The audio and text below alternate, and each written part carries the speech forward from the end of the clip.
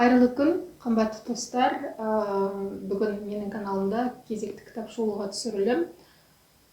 Бүгін менің қолымда Данияр Жігітбектің «Лайфхаки для жизни со смыслом» деген кітабы. Соңғы кезде мен осындай бір мотивационный кітаптарды дейін бе, адамды дамытушы кітаптарды оқитын болып жүрмін. Негізі өзім қалағандықтан емес, бірақ менің айналамдағы адамдар соңғы кезде осындай кітаптарға құмар болып. Ол менің жолдасым және қасымда жүрген немере сіңілім осындай кітаптарды алып оқитын болып жүр екен. Мен яғни бұл жастардың арасында ойлаймын бір танымал әдебиеттің, танымал туындының біреуі екені белгілі қазіргі таңда. Сонан кейін мен де олар оқып жүргеннен кейін мен де олардың қолына жармасып алып көз жүгіртіп өтейін деп оқыдым. Өте тез оқып шықтым. Жеңіл тілмен жазылған. Негізі қазақ тілінде жазылған, бірақ аудармасы өте сауатты. Бұл үшін біз жаңағы аудармашы Ақылбек Әбілғазы деген кісіге көптен көп рахмет айтуымыз керек. Себебі жаңағы берілген информация, мен қазақша оқыған жоқпын, бірақ дегенмен орыс тілінде берілген информация маған жақсы өтті. Ешқандай бір кедергі болған жоқ. Ешқандай ауытқушылық барын сезгенде жоқпын. Керек жерінде мақалды болсын, мақалды. Қазақтың дүниетанымына тиесілі барлық түсінікті орыс тілінде терең жеткізе білген. Ол үшін осы аудармашы жігітке көптен көп үлкен рахмет айтуымыз керек деп ойлаймын. Енді негізі бұл кітап 30 жастан асқан адамдарға біраз кештеу болады деп ойлаймын оқиға. Бірақ мектеп бітірейін деп жатқан, мысалы 17-16-дан бастаған, өзінің өмірлік жолын таңдауда, мысалы қазір ойланып жүрген, өзінің мамандығын таңдауда ойланып жүрген жастарға бұл бірден бір таптырмайтын кітап. Яғни лайфхаки деп атынан айтып тұр.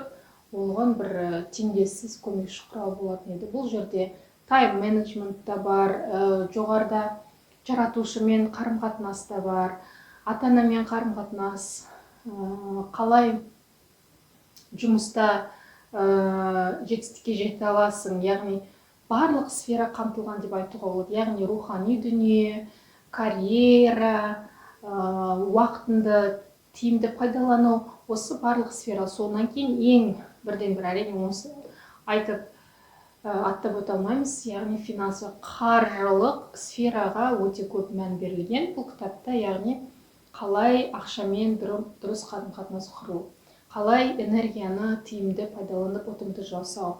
Мысалы тіл, бұның барлығын бірақ Данияр өз басынан өткізген.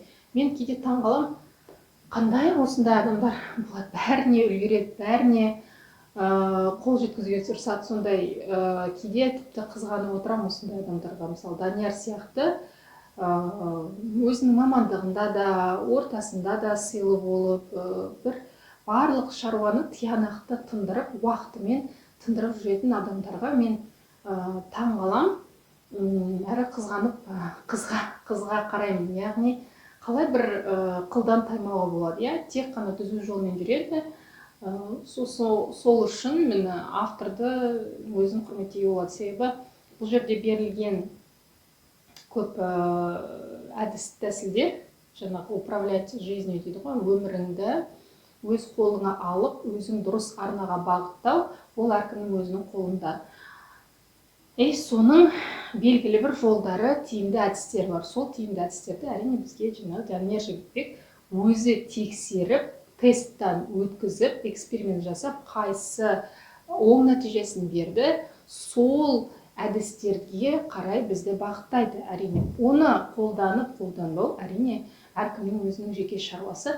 Бірақ бұл кітап, мен айтар едім, жас өскелең ұрпаққа өзім мұғалім ретінде өте бір сондай таптырмайтын. Мына 11-ші сыныпта оқитын біздің оқушыларымызға, әсіресе бізде мамандық таңдауда, мысалы профориентацияға да барудың қажеті жоқ болатын еді. Егер ол мына кітапты оқитын балалар болса, өзіне не қажетін өзіне өзі сұрақ қойып, жауап бере отырып, өзінің бағытын таңдауға болады.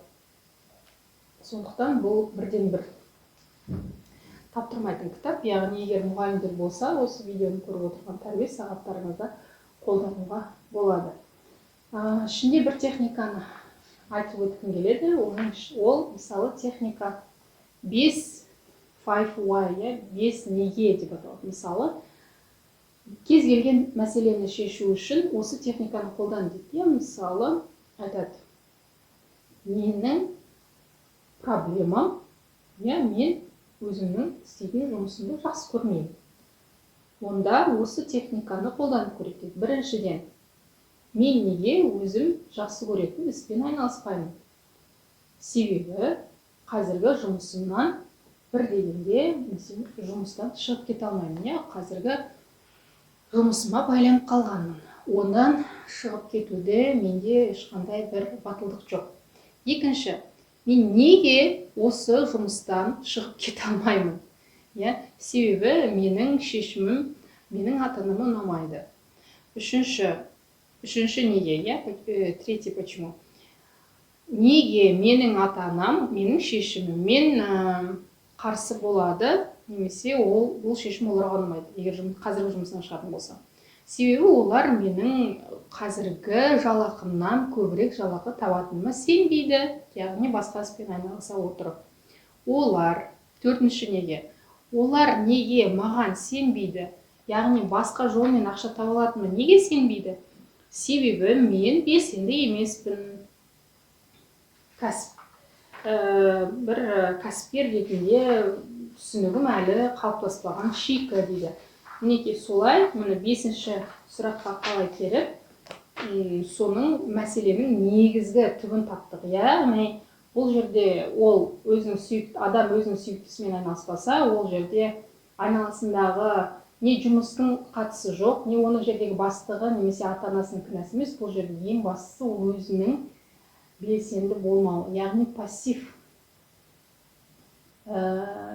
пассивті болу, яғни адамның өзінің, яғни кәсібін бастауға деген ниетінің болмауы, немесе батылдығының жетпеуі. Түптің түбінде айналып келгенде мәселенің өзегі адамның өзінде жатыр. Егер мен қазір өзімнің сүйіктісімен айналыспасам, оған ешкімнің кінәсі жоқ. Оған менің белсенді болмауым және кәсіби немесе кәсіпке деген бір ниетімнің болмауы. Мысалы, тағы екінші мысал. Мен iPhone-ның соңғы моделін сатып алғым келеді. Бірінші, осы менің тілегімнің, сатып алу арманым деймін, тілегімнің алғашқы түп тамырын табайық. Неге маған сонша маңызды, iPhone-ның соңғы моделін алу соншалықты маңызды? Бірінші, мен жұрттың бәрін таңғалдырғым келеді. Екінші сұрақ, неге мен жұрттың бәрін таңғалдырғым келеді? Екінші неге? Өйткені жұрттың бәрінің назарының маған аударғанын қалаймын. Үшінші неге? Неге жұрттың бәрінің назары маған аударылу керек? Себебі мен өзімді сенімсіз сезінемін. Төртінші неге? Неге мен өзімді сенімсіз сезінемін, немесе өзіме деген сенімім жоқ? Себебі мен өзімнің потенциалымды толықтай ашқан емеспін, әлеуетін толықтай ашқан емеспін. Бесінші неге? Неге мен өзімнің әлеуетімді толықтай ашуға мүмкіндігім жоқ? Себебі мен өзіме ұнайтын нәрсемен айналыспаймын. Ал енді айтыңызшы дейді, бұл жерде мына өзектің iPhone-ның соңғы моделіне қатысы бар ма? Жоқ, әрине. Яғни бұл жерде iPhone-ның еш қатысы жоқ. Сіздің бұл тілегіңіз, бұл қалауыңыздың түбінде, түп тамырында негізінен өзіңіздің бойыңыздағы сенімсіздік жатыр, және өзіңіздің қалаған кәсібіңізбен айналыспауыңыз жатыр. Сондықтан сіз елді жетістігіңізбен емес, өзіңіздің жұмысыңызбен емес, яғни сыртқы факторлармен, белгілі бір заттармен, материалдық дүниемен таңғалдыруға тырысасыз, өзіңізге назар аударуға тырысасыз дейді. Яғни өте қызықты, егер өмірде қолданып көрсеңіз, дегенімдей қаржылық сауаттылыққа байланысты да жақсы өте кеңестер бар.